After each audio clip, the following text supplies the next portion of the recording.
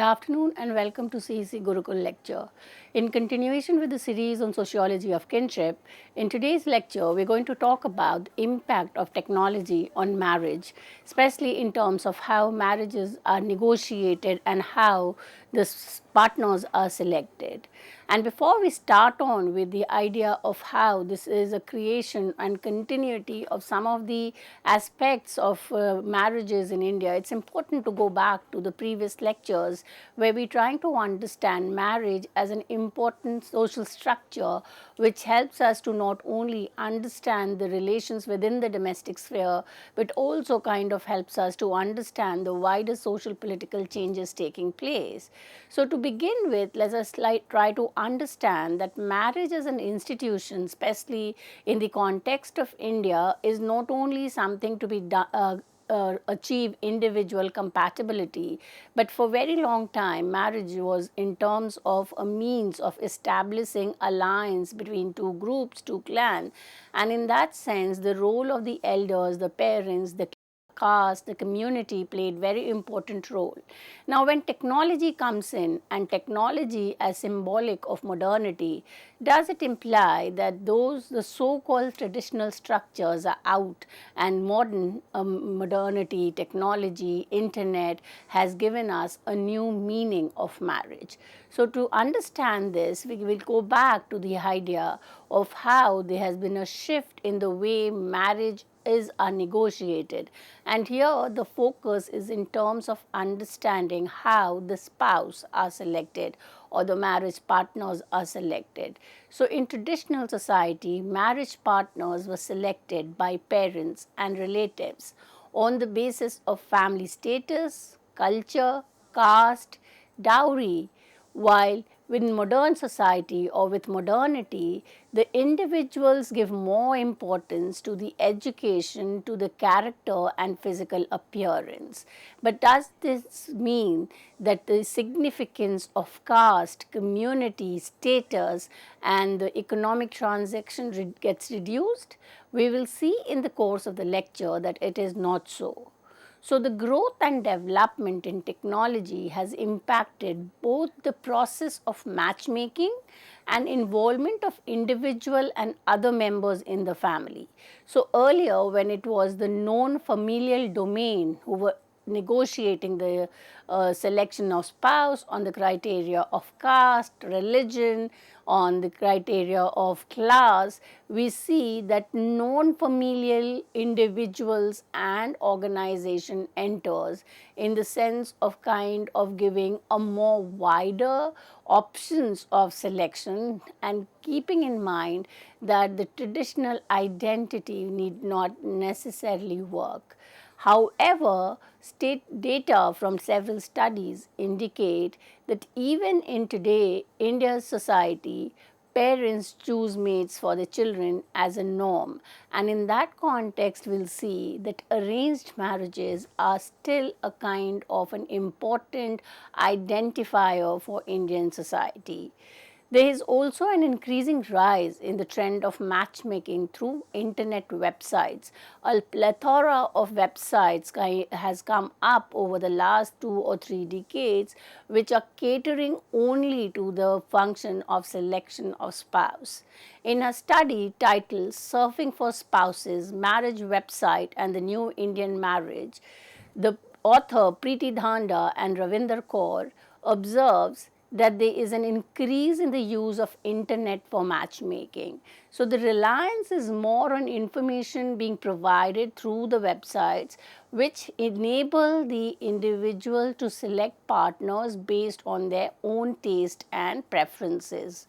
They also state that though through internet is an aspect of modernity. So internet is a part of technology. With the revolution of information technology, internet comes in and it signifies a step towards progress and development. However, this modernity does not encompass seeking marriage partners across traditional criteria of caste, class, religion and region. Rather, the authors have kind of pointed out that even we are using a modern platform of the internet, there is a continuity of the traditional criteria of caste, religion and region, and we'll see in the course of the lecture that there are websites which are catering to specific caste, to specific community, to specific religion, and therefore the markers of identity kind of continues to persist even through the use of internet as symbolic of modernity. Now, when we go through data, and the data suggests that despite the coming in of internet, despite increase in the education, employment of women and many other social economic changes in much of South Asia and especially in India, marriage continues to be an important aspect of individual life. It is considered as a rite of passage. However, higher percent of marriages are negotiated by parents and other members, and hence a high trend of arranged marriages. Now, since the changes has taken place and there is a kind of more significance to individuals' own options and choice, despite that, data and studies indicate the significance of arranged marriages. Now, in the context of India, why do we think arranged marriages are important? It is not only kind of a marker of identity or based on your caste, community, religion, but in the social structure of Indian society, the arranged marriages perform significant function. The most important function of marriage is to grant social adulthood. So, when we say it's a rite of passage, it is kind of symbolic of the passage of a teenager to adulthood in the sense of establishing a family once the marriage has taken place. And in the stages of life, it is referred as the Grihast Ashram, which is one of the middle stage where one starts setting up family and after a point of time will move on to the other stages of life. So, the marriage ceremony calls upon every possible social obligation, kinship bond, sentiment and economic resources. So, it is not only a kind of getting two individuals together, but it is also kind of structuring relationship, alliance between two kinship group, between two clan, and there is a lot of emotional attachment, psychological attachment, whereby the girls are kind of in a patrilineal, patrilocal residence considered to be disposed of to to their in-laws houses. And then there is also kind of economic where we have the transactions in the form of bride price and dowry taking place. And in modern society, it has kind of taken a more materialistic turn in terms of the expenses which are incurred in terms of destination wedding and the extra material show off of the so-called upper class or the wealthy class.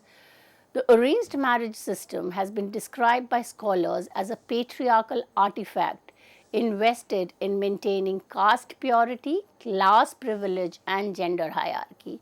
Now, this is where we kind of see the persistence of the ideas, values and norm. So, through the idea that the marriages are negotiated between members of the same caste, which is in anthropological literature referred as the rules of endogamy, the function is to ensure that the caste purity is maintained.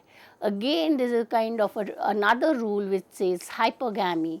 Now, hypergamy kind of ensures that the girls are married off to upper class, in that the privilege of the class is maintained and there is a kind of an unequal status between the wife givers and the wife takers, thereby indicating gender hierarchy. So, these structural norms associated with marriages are still in place despite marriage negotiation taking place through internet and matrimonial websites. So, the rule of endogamy allows arranged marriages to retain hierarchy. So, if you are kind of ensuring that the caste hierarchy is there and marriages are prevented between the upper caste and the lower caste, so the marriage as a structural norm is ensuring that the caste hierarchy is maintained. Similarly, with the case of class as well as gender norms. Arranged marriages, however, fails to capture two other important aspects of marriages in India. So much of the scholarly work has been in terms of highlighting the rules of marriage in terms of maintaining caste, gender and class hierarchy, but there are other dimensions which are associated with marriages when we look into the family as an institution which consists of members of different generation.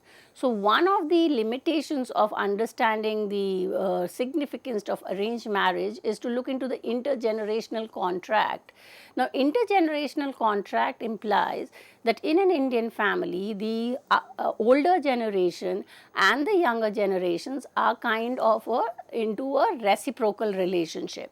So there is an obligation of the parents to ensure that their children gets good spouse, or that their married life is going to be more secure or more happy, and therefore the onus of arranging marriages falls on the elder generation.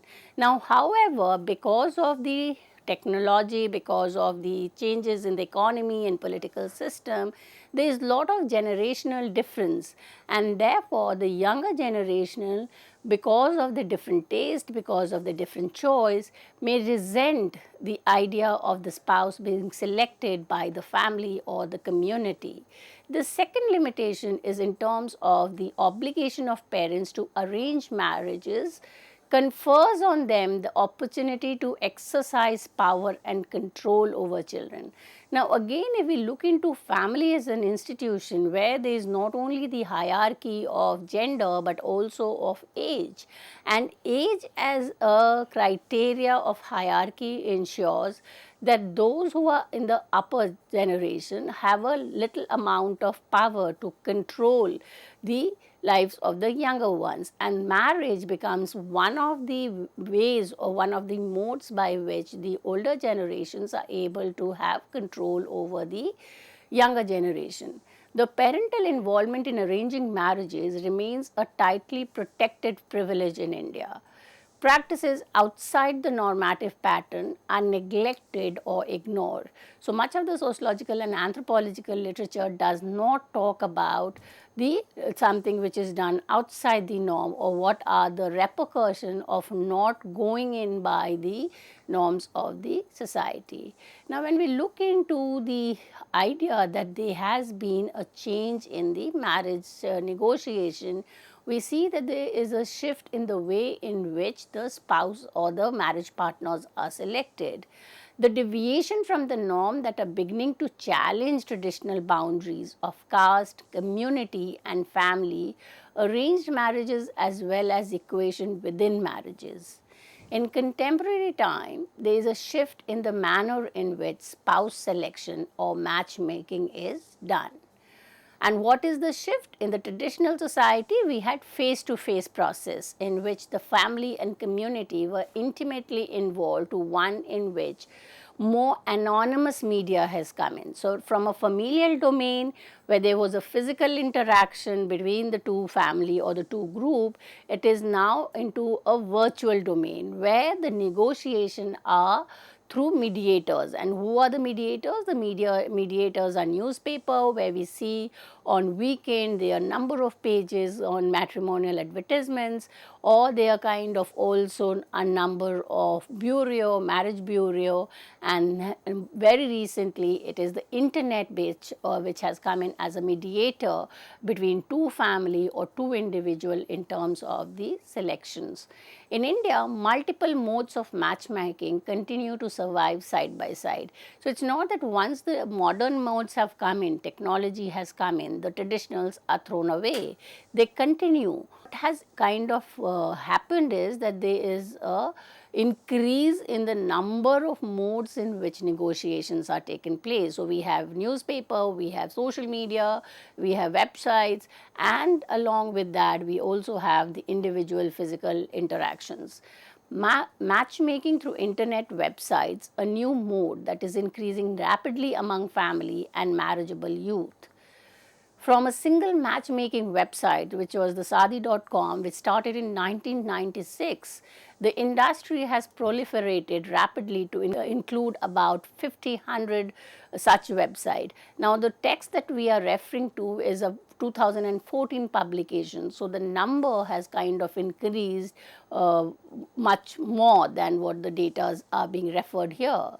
Some of the popular websites for matchmakings are Shadi.com, which was the pioneer website, the Bharat Matrimonial, we have Jeevan Sathi, SimplyMarry.com, LifePartner.com, etc.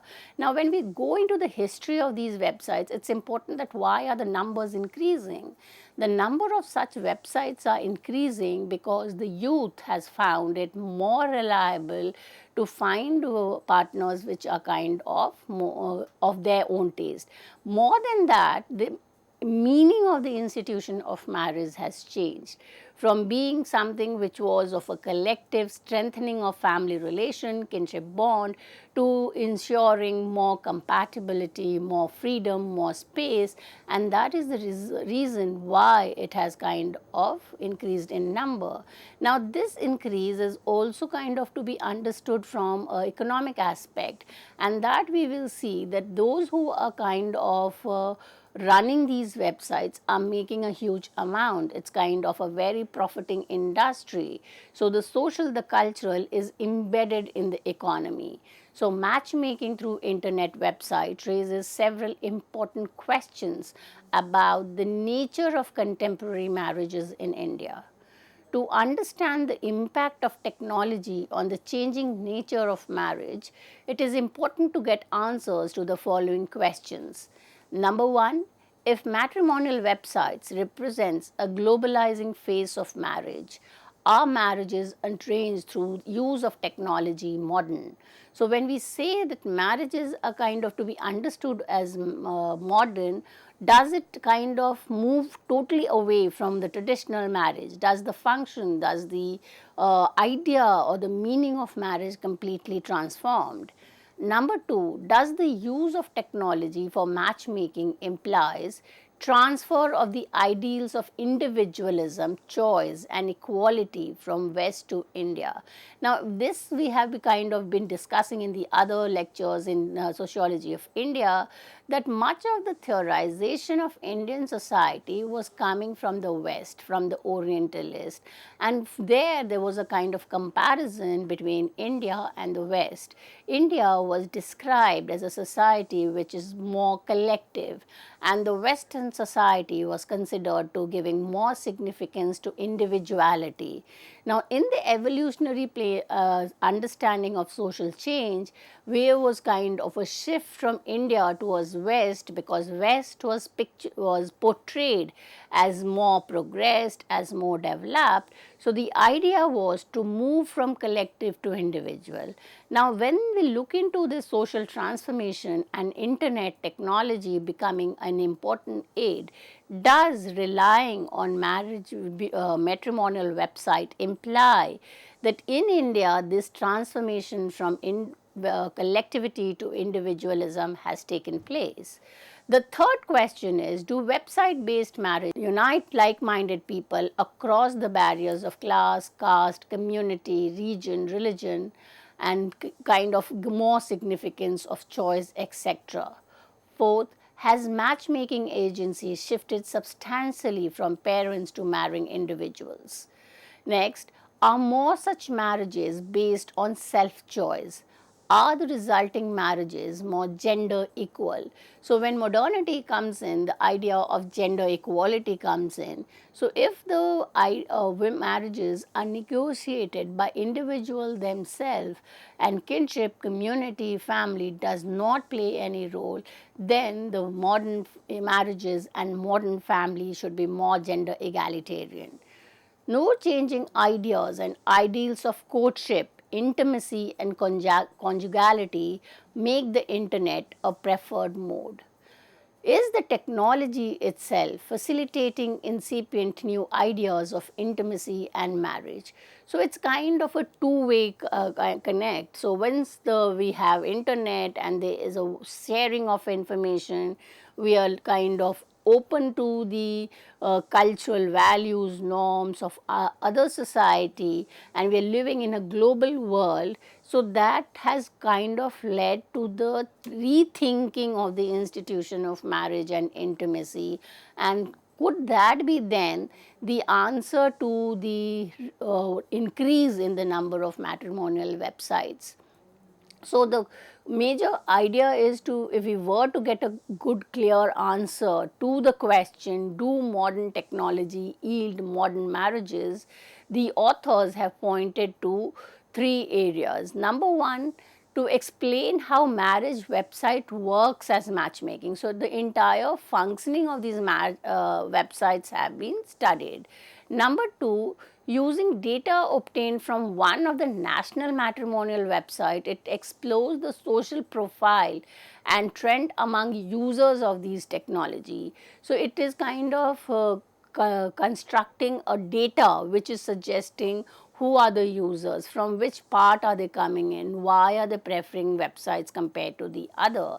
And the third way to get an answer to the question is based on the analysis of profile posters on popular websites and interview with couples who look for spouse on the internet. Now, through the research study collecting data and interviews, the authors have kind of given us few of the factors why the youth or the people prefer matrimonial websites for selecting the spouse. One of the most prominent reasons for seeking a match through the internet is to access a greater selection of marriage partners and to find causes who will feel a diverse wish list of spouse characteristic. The technology of internet matchmaking seems to result in two distinct kind of marriages. Number one, those that reinscribe traditional community norms and criteria of caste, region, religion, language and class. So, this is the type who are still kind of considering the traditional values and norms to be significant. And the second kind of marriages would be among those who transgress many of the traditional identity of caste, class and religion. Now, if we look into the two and what are the difference, in the first type describes the fact that new technology places greater power and agency in the hands of youth. The family continues to play a larger role, while in the second type, the role of the family is drastically reduced and often nullified. It is the older generation, those in their 30s and urban professionals, who prefer the second type of marriage because of their individual compatibility matters more than social conformity.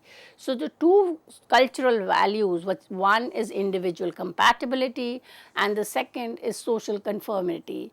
Those who prefer or those who want individual compatibility would prefer to transgress the traditional identity of caste, community, and those who kind of want more of social conformity, for whom social cultural norms are of more importance, they will kind of leave it still. They will use the internet, but internet will only be one of the mediators, but the final decision would still be in the family and the community. For the second type, the meaning of marriage has definitely transformed. So, in the earlier lectures where we are trying to understand marriage, where we look into it as a contract or as a sacrament, it kind of understood that the meaning has multiplied. It's not that only one way of looking into the institution of marriage. And when we look into the influence of technology, then the idea of self-choice and compassionate marriage have taken forth. So, if we look into the relationship between marriage and modernity, in both the type, the idea of modernity is engraved, but in different ways. In the first type, the use of modern technology to arrange marriage, in which marriage fundamental remains a family strategy. So, the traditional idea of caste, community, religion are still important, and though they are kind of using the platform, the significance is still on the collective identity.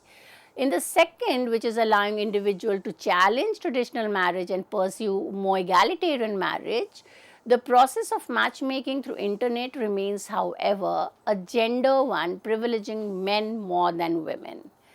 So, if we look into how the changes has taken place, it is kind of clear that when we look into these specialized matrimonial website catering only to a particular community or catering to second marriage or second certain kind of specialized EVC, they are kind of working more in terms of making the users more open up to the ideas of using both the traditional identities or the traditional markers of identity as well as giving themselves more options, more choice in terms of the selection of the choice. And this helps us to understand that the traditional and modernity are not opposed, these are in a continuum.